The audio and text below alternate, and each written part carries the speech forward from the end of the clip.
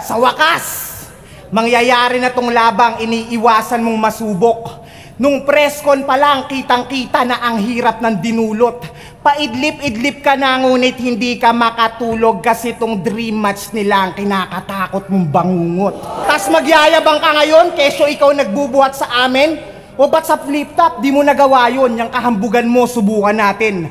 Opisyal kitang hinahamon sa bagay na pinagdamot mo nga rin. Gawin ulit natin to sa ahon, mag-ubusan tayo ng hangin. Patirador ka umasta? Di na yan uubra, tanga. Di na ako masisindak sa mga patutok-tutok mo, aba. Tsaka paano pa puputok yung mga gunbars mong dala? Kung una sa lahat, tol, hindi ka kumasa.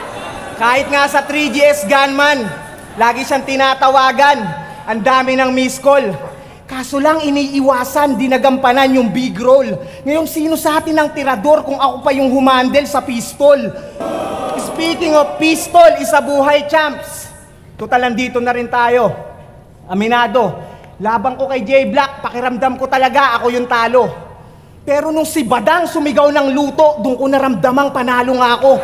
Yung Badang defender na insulto sa aking punto na pahaging. Kasi yung kuro-kuro tungkol sa luto, di ba anggulo niya nga rin? Pinatunayan mo lang sa amin, nakautak mo yung Darwin. Naniniwala sa teoryang sa unggoy lang din ang galing. Pero sige, usapang luto. Ikaw, yung dalawang laban mo sa Davao, kamusta man? Kasi dapat talo to kay Shehi at kay Shernan. Sus naman, di lang umingay yung issue porket home place, pero tus na yan. Shernan at Shehi, dalawang SH na naging shh na lang. O di ba walang ingay?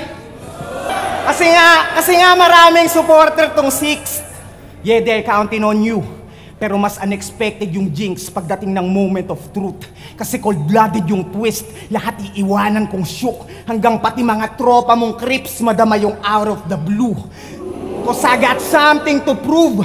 At ang sarap panoorin na ako yung minamaliit nila habang pinapaburan ka sa comments. Isang patok sa takilya versus undefeated champ, i-compare natin yung moment. Ryan Garcia versus Tank, bagsak yan sa smaller opponent. Kaya ano? Sino mga pumusta dito? Taas kamay mga boss, sino? Anong kala nyo, nag-i-invest? Pues, mga prediction nyo magmimintes. Liamado o dehado para sa akin meaningless. Tandaan nyong wala nang halaga yung odds pagtapos ko burahin tong DDS.